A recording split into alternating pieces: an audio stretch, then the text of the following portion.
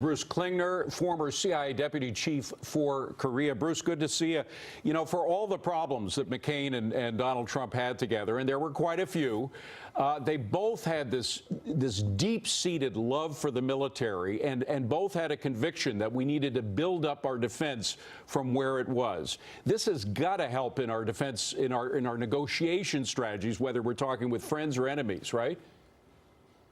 Right. And when we think of Senator McCain, I think we think of courage and honor, integrity, compassion, and service. And all of us owe him and all the men and women in uniform a debt of gratitude we can never repay. So I think we all, are deeply honored and saddened by his passing. We are indeed, but again, it was nice to have that common element between the president and Senator McCain that is leading the country to a stronger position, and we need it, particularly when you have countries like North Korea, and they are back to their old Cold War rhetoric after President Trump asked Secretary of State Pompeo to cancel his scheduled trip to that state. I just want to read to you something, talk about Cold War literature, something for anybody who missed any of that. It's back in style in North Korea, and I'm just going to quote from their statement.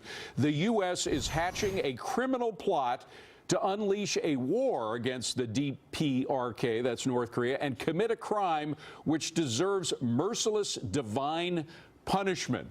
I love how an atheistic government will use the term divine punishment, but they're back to some old rhetoric we haven't heard in a while. Right, and we've seen that the Singapore communique, which was very vague and short, is faltering, if not unraveling. North Korea has a very different definition of denuclearization, and even the Korean Peninsula.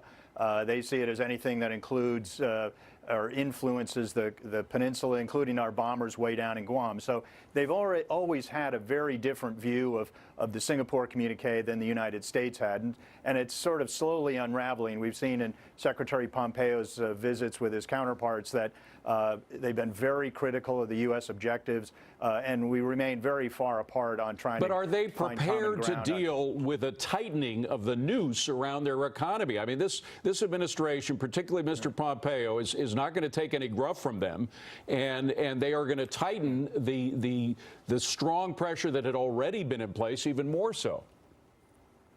Well, on the one hand, the Trump administration has put in place the same number, or slightly more number of sanctions against North Korean entities in a year and a half than the Obama administration did in 8 years. On the other hand, the president has said there are 300 North Korean entities that are violating U.S. law that we are not sanctioning. That's equal to the cumulative number of sanctions against during the Obama and Trump Bruce, administration. I'm sorry to cut this short, but because we had the breaking news, the statement from Mitch McConnell, we got to leave it at that. Thank you so much for being here, Bruce. Appreciate it. Sure. And we have Iran threatening a major oil route, leaving the United States ready to take action if